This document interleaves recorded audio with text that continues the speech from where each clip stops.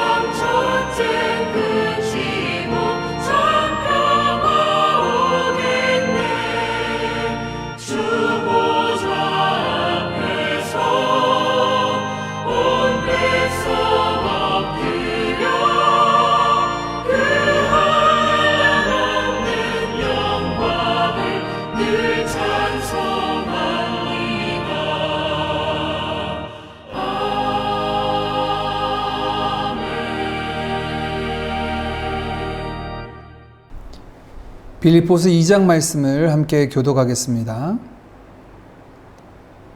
너희 안에 이 마음을 품으라. 곧 그리스도 예수의 마음이니 그는 근본 하나님의 본체시나 하나님과 동등됨을 취할 것으로 여기지 아니하시고 오히려 자기를 비워 종의 형체를 가지사 사람들과 같이 되셨고 사람의 모양으로 나타나사 자기를 낮추시고 죽기까지 복종하셨으니 곧 십자가에 죽으심이라. 이러므로 하나님이 그를 지극히 높여 모든 이름 위에 뛰어난 이름을 주사 하늘에 있는 자들과 땅에 있는 자들과 땅 아래에 있는 자들도 모든 무릎을 예수의 이름에 꿇게 하시고 모든 입으로 예수 그리스도를 주라 시인하여 하나님 아버지께 영광을 돌리게 하셨느니라. 아멘. 사도신경으로 우리의 신앙을 고백하겠습니다. 전능하사 천지를 만드신 하나님 아버지를 내가 믿사오며 그 외아들 우리 주 예수 그리스도를 믿사오니 이는 성령으로 잉태하사 동정녀 마리아에게 나시고 본디오 빌라도에게 고난을 받으사 십자가에 못 박혀 죽으시고 장사한 지 사흘 만에 죽은 자 가운데서 다시 살아나시며 하늘에 오르사 전능하신 하나님 우편에 앉아 계시다가 저리로서 산 자와 죽은 자를 심판하러 오시리라. 성령을 믿사오며 거룩한 공예와 성도가 서로 교통하는 것과 죄를 사하여 주시는 것과 몸이 다시 사는 것과 영원히 사는 것을 믿사옵나이다. 아멘. 나의 반석 되신 주님의 그 이름을 찬양합니다. 할렐루야.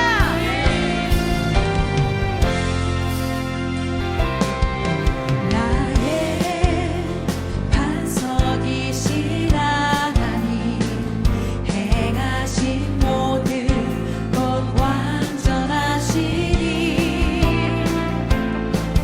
나의 생명 되신 하나님,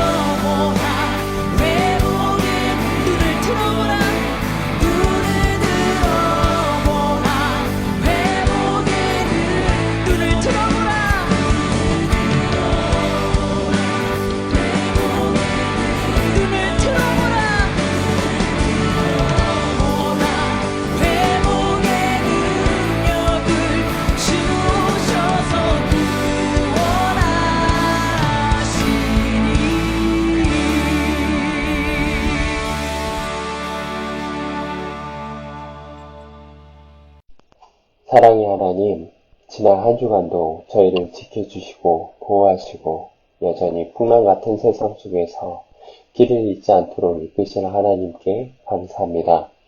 주님께서는 언제나 택하신 백성의 기도를 들으시고 귀를 기울이시나 저희가 스스로를 의지하여 주님을 찾지 않고 부르지도 않았습니다. 주님께서는 저희에게 성령의 열매를 맺고 착한 행실로서 하나님을 영화롭게 하는 참된 제자가 되기를 원하시나 저희가 삶에서 저희의 쓴뿌리의 열매를 맺지는 않았는지요. 나의 모든 것이 주님께로부터 왔음을 잊고 청지기로서의 삶을 잊고 있지는 않았는지요. 주님 앞에 이 시간 나와 저희의 죄를 고백하오니 저희의 죄를 용서하여 주시옵소서. 주님께서 세우신 싱가포르 드림교회가 오직 주님의 드러나신 뜻에 합당한 교회가 되기를 원합니다. 오직 말씀과 기도와 성례를 통하여 경건하여지기에 힘쓰고 모든 성도들이 하나님의 계명의 말씀을 깊숙이 알아 자신을 돌아보고 회개하며 하나님의 사랑의 부름에 화답하고 형제를 사랑하기에 힘쓰는 교회가 되기를 원합니다. 세대가 악하여 더욱 파편화되고 단절화가 되고 있습니다. 코로나로 인해 더욱 이러한 현상은 강화되는 듯 싶습니다. 소통은 단절되고 외로움 및 고독 사이 이르는 개인화가 넘쳐 흐릅니다. 주님께서는 교회를, 저희를 세상의 빛과 소금의 역할로 주셨습니다. 저희가 빛을 세상에 비추기를 원합니다. 주님의 계명에 순종함으로 드러나는 그 행실들로 말미암아 세상의 사람들이 하늘에 계신 아버지께 영광을 드리도록 하기를 원합니다. 그러기 위해서 저희가 악한 마음을 품지 않도록 하여 주시옵소서. 불평, 불만을 멀리하게 하여 주시옵소서. 선한 말을 하도록 하여 주시옵고 서로를 용서하고 마음이 억눌리고 고통받는 자를 서로 위로하며 삶의 고난에 처한 자를 돕기를 원합니다. 하늘로부터 받은 사랑을 형제와 이웃에게 나타내고 표현하는 것이 제자된 삶임을 기억하게 하여 주시옵소서. 이 시간 주님께서 예배를 통하여 주시는 말씀에 저희가 아멘과 찬양으로 화답하게 하여 주시옵소서. 사랑의 종이란 주제로 말씀을 전하시는 장성원 목사님에게 영육간의 강건함을 주시옵고 교회를 위하여 섬기시는 모든 형제와 자매에게 주님께서 큰 축복을 허락하여 주시옵소서. 저희의 기도를 듣기를 원하시는 주님을 찬양하며 우리를 구원하신 우리 주 예수 그리스도의 이름으로 기도드립니다. 아멘. 교회 소식 나누도록 하겠습니다. 오늘도 우리가 주일 예배를 온라인으로 드립니다. 싱가포르의 방역 조건이 완화되어서 모임이 가능한 시기가 이제 눈앞에 와 있는데요. 장소를 사용하고 있는 ARPC와 함께 논의 중에 있습니다. 현장 예배가 재개될 때까지 우리 모든 성도님들 건강하게 지내시고 또 밝은 모습으로 함께 모여 하나님을 예배하는 날이 속히 오기를 기대합니다. 오늘은 8월 15일 우리 한국의 광복절 공휴일입니다. 주권을 되찾은 지 벌써 76돌이 지났습니다. 우리 조국 대한민국을 위해서 계속해서 기도해 주시고 아직 바이러스 확진자들의 숫자가 줄어들지 않고 있습니다. 안정될 수 있도록 나라와 민족을 위해서 특별히 한국교회가 이 시대 가운데 빛과 소금의 역할을 감당하도록 위하여 함께 기도하고 열방을 위해서 깨어 기도하는 우리 모든 드림 가족들 되시기를 바랍니다. 하반기 훈련이 이번 주부터 시작됩니다. 훈련을 위해서 기도해 주시고 우리 모든 성도님들이 제자 되어서 가서 제자 삼는 자리에 이를 수 있도록 함께 협력해 주시기를 바랍니다. 이번 주 생일 맞은 우리 자녀들 축복해 주시고 또 주님 안에서 귀한 교제가 있는 한 주간 되시기를 바랍니다. 우리 8월의 말씀 함께 먼저 읽겠습니다. 암송합니다. 시작. 이 율법책을 내 입에서 떠나지 말게 하며 주야로 그것을 묵상하여 그 안에 기록된 대로 다 지켜 행하라. 그리하면 내 길이 평탄하게 될 것이며 내가 형통하리라. 여호수아 1장 8절 말씀. 아멘. 하나님의 말씀은 마땅히 우리가 지키고 따라야 할 우리의 삶의 표준이죠. 그런데 그 말씀을 따라 살아갈 때 하나님께서 우리의 삶의 모든 길 가운데 함께 하시고 우리의 길을 평탄하게 하시고 형통케 하신다 말씀하십니다. 옛적 우리 믿음의 조상들이 주의 말씀과 함께 걸어갔을 때 그들의 삶 가운데 함께 하시는 하나님을 통하여 하나님께 영광 돌려드렸던 삶을 우리가 기억합니다. 주의 말씀을 통하여서 우리의 삶에 하나님의 뜻이 이루어지고 하나님께 영광 돌려드리는 우리 모든 드림 가족들 되시기를 바랍니다. 함께 같이 다시 한번 암송합니다. 시작. 이 율법책을 내 입에서 떠나지 말게 하며 주야로 그것을 묵상하여 그 안에 기록된 대로 다 지켜 행하라. 그리하면 내 길이 평탄하게 될 것이며 내가 형통하리라. 여호수아 1장 8절 말씀. 아멘.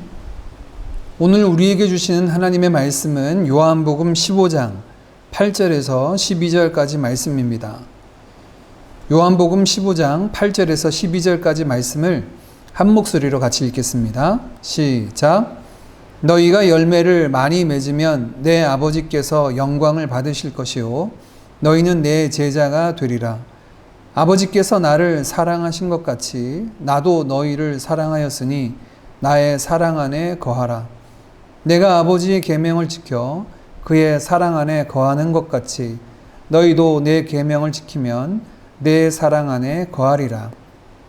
내가 이것을 너희에게 이름은 내 기쁨이 너희 안에 있어 너희 기쁨을 충만하게 하려 함이라. 내 계명은 곧 내가 너희를 사랑한 것 같이 너희도 서로 사랑하라 하는 이것이니라. 아멘. 예수님의 제자된 자의 삶과 사역은 어떠한지 우리가 말씀을 통해서 살펴보고 있습니다. 우리가 앞서 살펴보았듯이 예수님의 제자는 종으로서 섬기는 자들이다. 또 예수님의 제자들은 맡겨주신 것을 선용하는 청지기로서의 삶을 사는 자들이다 라고 나누었습니다. 오늘은 그 세 번째 시간인데요. 제자된 자의 삶은, 그 사역은 어떤 것인가? 바로 사랑의 열매를 맺는 자들이다 라고 성경은 말씀합니다. 사람들은 우리 기독교를 향하여 사랑의 종교라고 말하고 있죠. 왜냐하면 우리 신앙의 정수, 핵심이 이 사랑에 있기 때문입니다.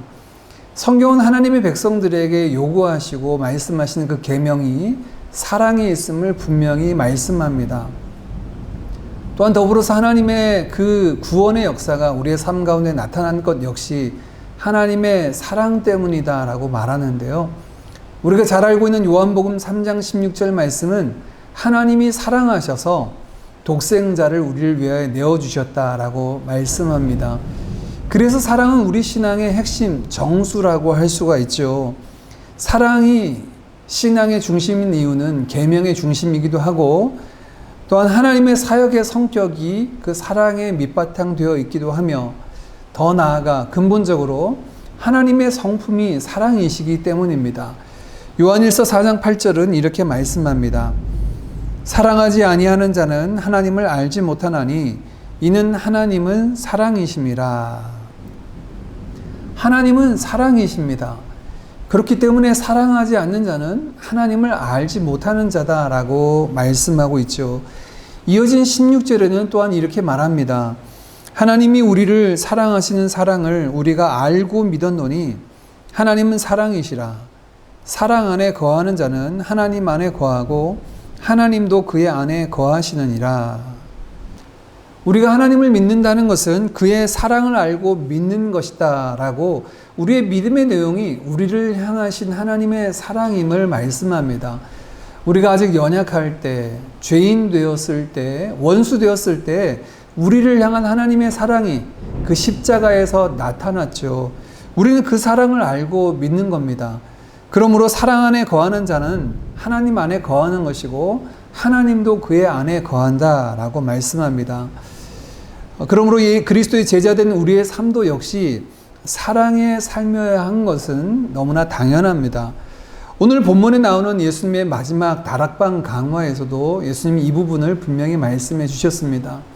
우리가 지난주에 살펴본 마태복음 25장 말씀은 24장, 25장 말씀을 우리가 감람산 강화라고 해서 예수님이 겟세마네 동산에서 십자가 지시기 며칠 전에 제자들에게 들려주셨던 말씀이라고 본다면 요한복음 14장부터 16장까지 말씀은 다락방 강화라고 해서 제자들과 가지신 마지막 6월절 만찬 자리에서 제자들에게 하신 말씀이죠. 이 말씀 중에 특별히 15장 말씀은 제자들을 향하여서 열매 맺는 삶은 어떠해야 되는 것을 말씀해 주셨습니다. 어떻게 제자들이 열매 맺는 삶을 살 수 있는가? 그것은 그들의 힘과 능력에 의해서가 아니라 참 포도나무 대신 예수님 안에 잘 붙어 있기만 하면 된다라고 말씀합니다. 가지된 그들은 포도나무이신 그리스도 안에 붙어 있어야지만 살아갈 수도 있고 열매를 맺을 수도 있습니다. 그래서 우리가 잘 암송하는 요한복음 15장 7절 말씀은 그렇게 말씀하죠. 너희가 내 안에 거하고 내 말이 너희 안에 거하면 무엇이든지 원하는 대로 구하라 그리하면 이루리라고 말씀하셨죠. 열매 맺는 삶이 제자된 우리에게 중요합니까? 꼭 있어야 되는 삶인 것인가요? 그렇습니다. 왜냐하면 그 이유를 오늘 8절 말씀은 이렇게 말합니다. 우리 8절 말씀을 같이 읽겠습니다. 너희가 열매를 많이 맺으면 내 아버지께서 영광을 받으실 것이요 너희는 내 제자가 되리라. 열매 맺는 삶은 하나님께 영광을 돌려드리는 삶이요 열매 맺는 삶은 그들이 예수님의 제자가 되는 삶이다 라고 말씀합니다. 열매를 맺는 것이 하나님의 영광과 연결되어 있고요. 열매 맺는 것이 그들의 제자됨과 연결이 되어 있습니다. 여기서 제자가 된다라고 하는 단어의 헬라어는 기노마이, become의 뜻을 가지고 있는 단어인데요. 이 동사가 본문 가운데는 조건절 안에 가정법 형태로 사용되었습니다.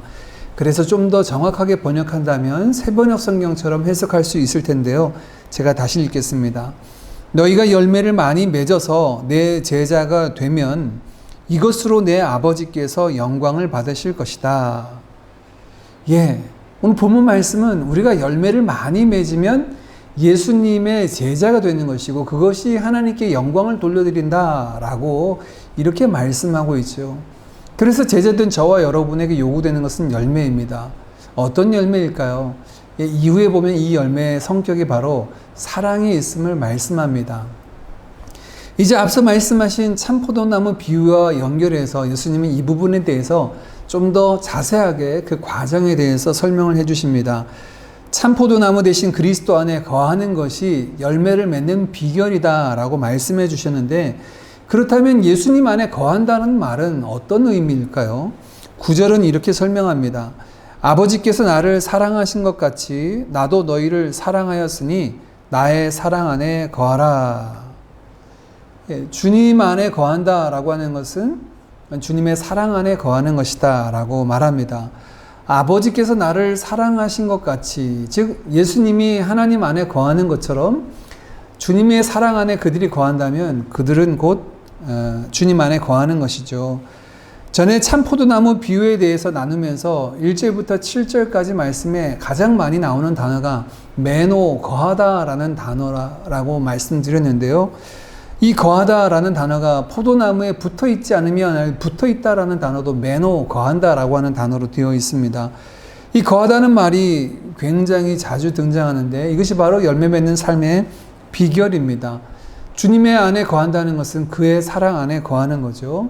그렇다면 주님의 사랑 안에 거한다는 것은 또한 어떤 의미일까요? 이어진 10절은 이렇게 이야기합니다. 내가 아버지의 계명을 지켜 그의 사랑 안에 거하는 것 같이 너희도 내 계명을 지키면 내 사랑 안에 거하리라. 예수님이 하나님의 말씀에 순종함으로 그 사랑 안에 거하는 것 같이 너희도 내 계명을 지키면 나의 사랑 안에 거하는 것이다 라고 말씀합니다. 그러면 주님께서 제자들에게 명하신 계명은 무엇인가요? 우리 12절 말씀도 같이 읽어보겠습니다. 시작. 내 계명은 곧 내가 너희를 사랑한 것 같이 너희도 서로 사랑하라 하는 이것이니라. 주님이 우리를 사랑하신 그 사랑으로 서로 사랑하라. 이것이 우리에게 주신 주님의 계명입니다. 말씀을 한번 정리해 볼까요? 예수님은 제자된 자들에게 많은 열매를 맺으라 라고 말씀하십니다. 왜냐하면 그리하여야 내 아버지 곧 하나님께 영광을 돌려드리고 너희가 내 제자로 확인될 것이다 라고 말씀해 주셨습니다. 제자된 우리 모두에게 요구되는 삶은 많은 열매입니다. 어떻게 하면 우리가 이 열매를 맺을 수 있겠습니까? 예수님은 앞서 참포도나무 비유를 통하여 말씀해 주셨죠. 포도나무 대신 그리스도 안에 우리가 잘 붙어있는 가지가 되면 됩니다. 주님 안에 머물면 됩니다. 주님 안에 머문다는 것은 어떤 의미인가요? 9절 말씀해 보니 그것은 주님의 사랑 안에 머무는 것입니다. 주님의 사랑 안에 머문다는 것은 또한 어떤 의미입니까? 이어진 10절 말씀해 보니까 내가 아버지의 계명을 지켜 아버지의 사랑 안에 거하는 것 같이 너희도 내 계명을 지키면 나의 사랑 안에 거하는 것이다. 곧 주님의 계명을 지키는 것이 주님의 사랑 안에 머무는 것이다 라고 말씀합니다. 주님은 우리에게 명하신 계명이 무엇인가요? 12절 앞서 살펴봤던 것처럼 주님이 우리를 사랑하신 것 같이 그 사랑을 가지고 서로 사랑하게 되면 됩니다. 그러면 우리가 열매를 많이 맺게 될 터인데 맺게 될 열매의 내용도 요한복음 15장 말씀 보니까 친구가 다른 친구를 위해서 자기의 목숨을 내어놓는 사랑의 가장 복되고 아름다운 열매다 소개하고 있죠. 바로 사랑의 열매다라고 말씀을 합니다. 요한복음 15장에서 말씀하는 이 열매 맺는 삶은 순환 구조로 되어 있습니다. 순환 구조로 되어 있지만 그 시작점은 분명합니다. 주님의 사랑입니다. 주님의 사랑이 우리 가운데 나타났고요. 그 사랑 안에 우리가 거하면 됩니다. 그 사랑 안에 거한다는 것 역시 주님이 우리에게 보여주신 그 사랑을 따라서 서로 사랑하는 삶을 살아갈 때 우리의 삶에 더 풍성한 사랑의 열매가 맺고 하나님께 영광을 돌려드린다 말씀하죠. 제자된 우리가 주님이 보여주신 그 사랑 안에 머물고 사랑의 계명을 따라 사랑의 본을 따라서 사랑하게 되는 삶, 그것이 열매 맺는 비결임을 말씀하십니다. 이것과 관련된 예수님의 유명한 비유의 말씀이 있습니다. 누가복음 10장에 등장하는 선한 사마리아인의 비유인데요. 한 율법 교사가 예수님을 시험하기 위해서 찾아왔습니다. 그가 질문한 것은 자신이 어떻게 해야 영생을 얻을 수 있는가라는 질문입니다. 이에 대해 예수님은 그에게 도리어 반문하시죠. 율법에는 무엇이라고 되어 있느냐? 그의 직업이 율법의 교사였기 때문이죠. 그는 율법 교사답게 말씀이 기록된 것을 잘 설명합니다. 마음을 다하고 뜻을 다하고 힘을 다하여 주 너의 하나님을 사랑하고 내 이웃을 내 몸과 같이 사랑하라 하셨습니다. 예수님이 그에게 말씀하십니다. 그와 같이 행하라 라고 말씀하십니다. 이 율법 교사가 자기를 옳게 보이려고 하나의 질문을 더 던지죠. 그렇다면 제가 사랑해야 될 저의 이웃이 누구입니까? 라는 질문에 예수님께서 대답하신 내용이 선한 사마리아의 비유입니다. 선한 사마리아 비유의 가장 마지막에 예수님이 이렇게 그 이야기의 끝을 맺습니다. 누가복음 10장 37절입니다. 이르되 자비를 베푼 자니이다. 예수께서 이르시되 가서 너도 이와 같이 하라 하시니라. 누가 진정한 이웃이냐라는 질문에 자비를 베푼 자, 사랑을 베푼 자라고 율법 교사가 대답을 하자 예수님도 너도 이와 같이 가서 행하라 라고 말씀하죠. 이 율법 교사의 문제는 무엇입니까? 사랑의 계명에 대해서 알고 있었지만 정작 그 사랑이 무엇인지 몰랐고 그 사랑을 살지 않고 있는 것이 그의 문제입니다. 가서 자비를 베푸는 것입니다. 사랑을 아는 것이 아니라 사랑하는 것이 중요한 것이죠. 그리스도의 제자된 저와 여러분에게도 여러 부담이 있습니다.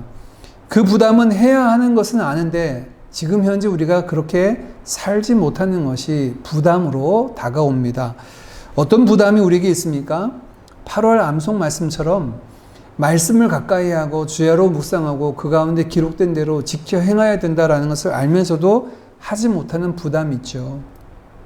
늘 깨어 기도하고 쉬지 말고 기도하라는 말씀에 따라 기도해야 되는데 그러지 못한 부담도 있고 복음을 전하는 증인된 삶을 살아야 하는데 그러지 못한 부담 또한 있습니다. 그런데 그 중에도 우리 가운데 가장 큰 부담이 있다면 바로 사랑해야 함을 알매도 사랑하지 못하는 우리의 모습이 있지 않나. 그런데 여러분 가만히 앞서 나눈 말씀처럼요. 이런 모습은 율법 교사가 담고 있었던 모습입니다. 부담은 가지면서도 알고 있긴 하면서도 하지 못하는 모습이죠. 율법 교사의 문제가 바로 저와 여러분의 문제이다라고 생각됩니다. 이를 향한 주님의 해법은 가서 이와 같이 하라는 겁니다. 가서 사랑하라는 것입니다. 사랑하고 섬기고 싶은데 그렇게 하면 그 사람이 오해하지는 않을까? 지금 어려운 형편에 놓여 있는데 더 어렵지는 않을까?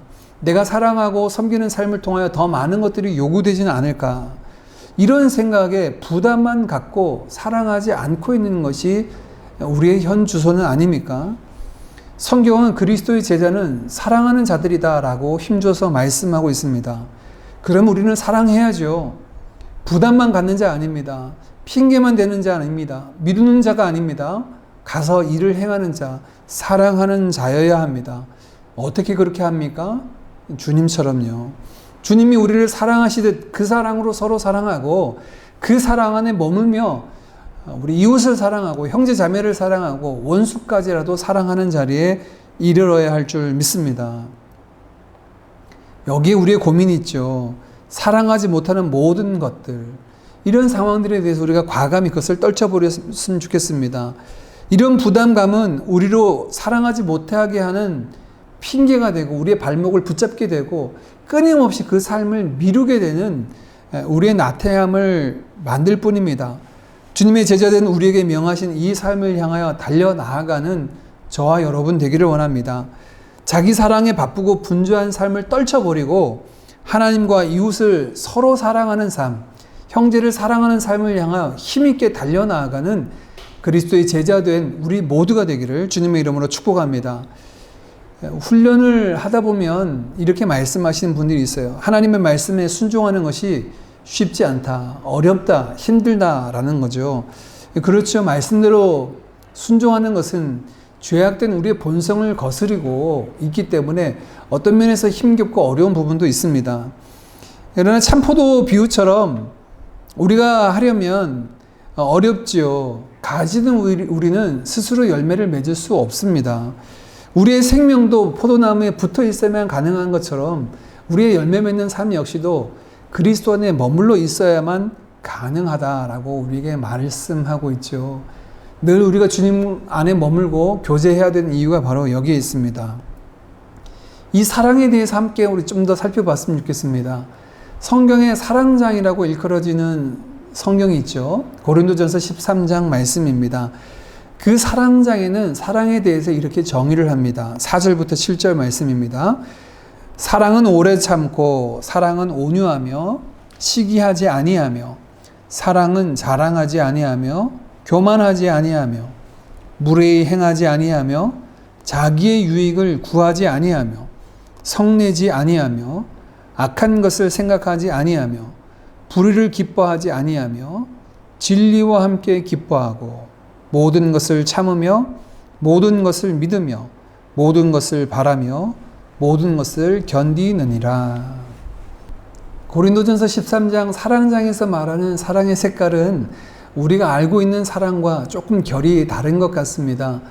우리가 흔히 사랑하면 희생, 노고, 눈물 이런 것들을 떠올리기 쉽죠. 사랑은 어떤 것들을 희생하고 실천하는 실천에 가깝다라고 생각합니다. 그런데 사랑장에서 말하는 사랑은 행위에 가깝기보다는 우리 안에 맺혀질 인격, 성품에 가까운 것으로 소개하고 있습니다. 무엇을 우리에게 말씀하고 있는 걸까요? 사랑, 우리가 희생하고요. 예수님과 같이 서로 사랑하는 것, 이 삶을 향해 나아가야 되는데 그러기 위해서 필요한 것이 있죠.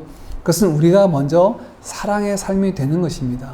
사랑의 성품, 사랑의 인격이 우리 안에 온전히 오롯이 맺혀지는 것이 필요함을 말씀하고 있습니다.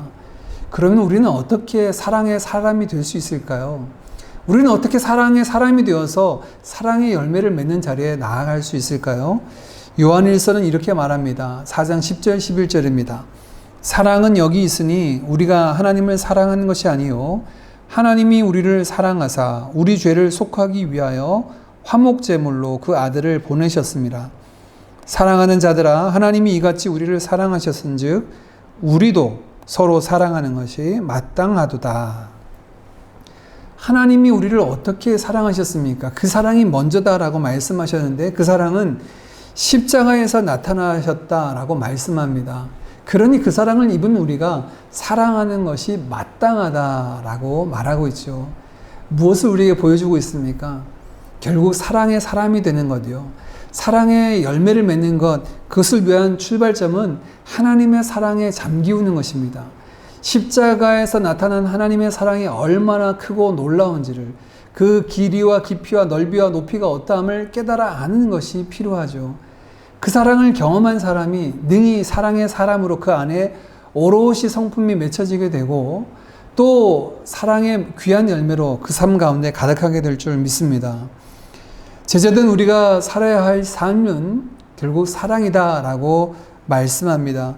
이 사랑의 삶은 우리에게 무거운 짐처럼 괴롭고 힘들게 하는 것입니까? 마음은 가지 않는데도 사랑해야 되니까 괴롭고 힘듭니까? 그것은 우리가 사랑을 알지 못해서 그렇습니다. 오늘 우리가 읽은 본문 말씀 중에 사랑을 이렇게 말합니다. 요한복음 15장 11절입니다. 내가 이것을 너희에게 이름은 내 기쁨이 너희 안에 있어 너희 기쁨을 충만하게 하려 함이라.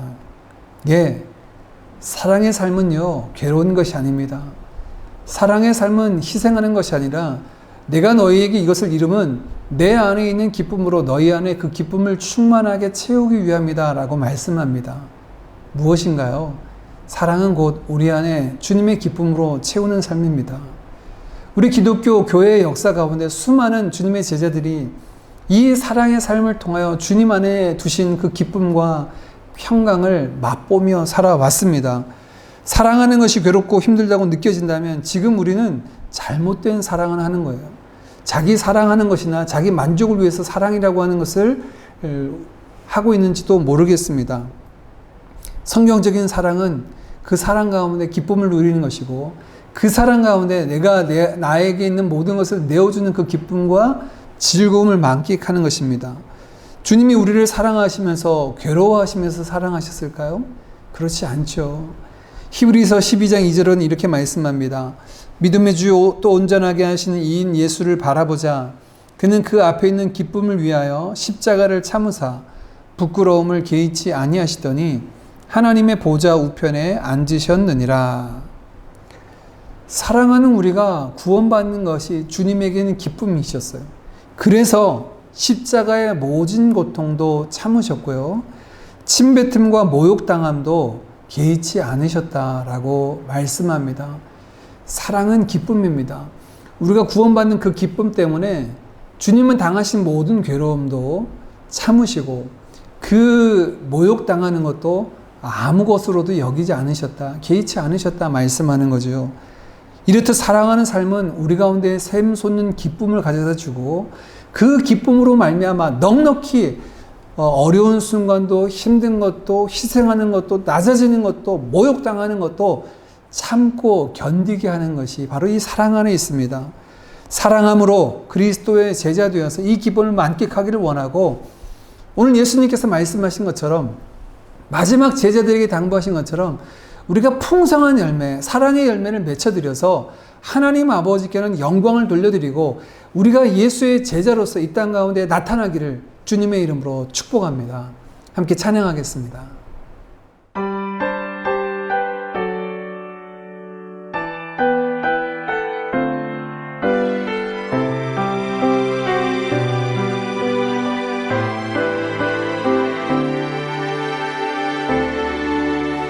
표현 못해도 나 표현하리라.